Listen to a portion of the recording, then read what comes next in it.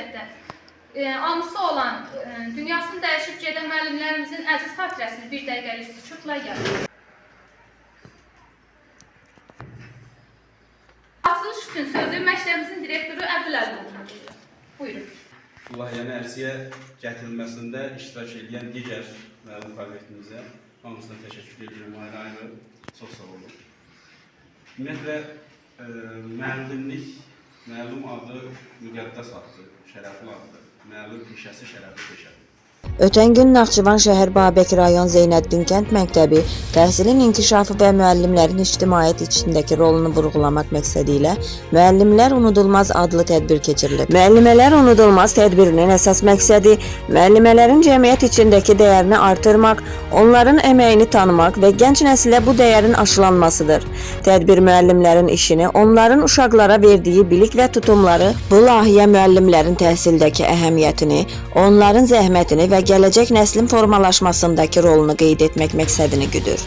Tədbirin ən diqqət çəkən məqamlarından biri bəzi iştirakçıların müəllimliyin yalnız bir peşə olmadığını, eyni zamanda bir çağırış olduğunu vurğulaması oldu.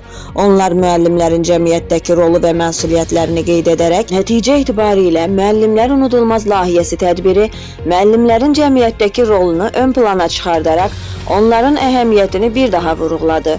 İştirakçıların fikirləri gələcək nəsillərə ilham vermək, müəllimlik peşəsinə marağı artırmaq və bu sahədəki çətinlikləri aşmaq üçün çox dəyərli oldu. Bu cür tədbirlər müəllimlərin dəyərinin bir daha anlaşılmasına və onların əməyinin qiymətləndirilməsinə zəmin yaradır. Beləliklə, Müəllimlər Unudulmaz layihəsi müəllimlərin cəmiyyətimizdəki əhəmiyyətini bir daha gündəmə gətirdi və onların fəaliyyətlərinin qiymətləndirilməsinin vacibliyini vurğuladı. Tədbirin sonunda iştirakçılar bir daha təsdiq etdilər ki, müəllimlərin əməyi hər zaman hörmətə layiqdir.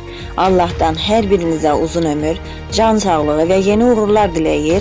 Unudulmaz xatirələrin yaşandığı bu layihənin gələcək nəsillərə də ilham verəcəyini ümid edirik. Ki, burada ancaq təhsil haqqında, məlum haqqında danışılır. Mən arzu edirəm kollektivimizə həmişə uğurlar bol olsun. Allah sizlərə can sağlığı versin. Təbii həyatın qanunudur. Yaxşı xatirədir. Şamil Əhmədov bizim ədəbiyyatlardır. Əli Qürbətov bizim ədəbiyyatlardır. Və ədəbiyyatı bizə sevdirən bu insanlar bizim gələcək bugünkü ömür yolumuzu müəyyənləşdirir.